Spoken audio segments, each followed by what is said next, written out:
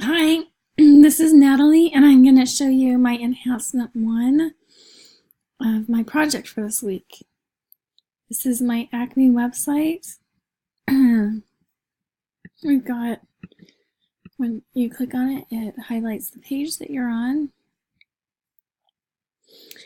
We have our hero image here and our button that you can click on but doesn't do anything yet.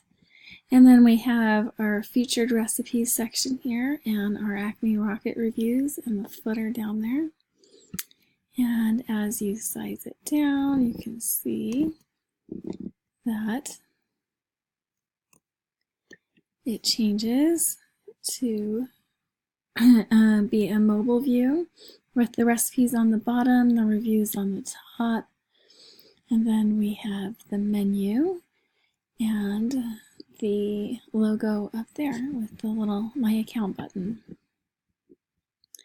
So that's about it. I used Flexbox to do this, and I think it turned out pretty good.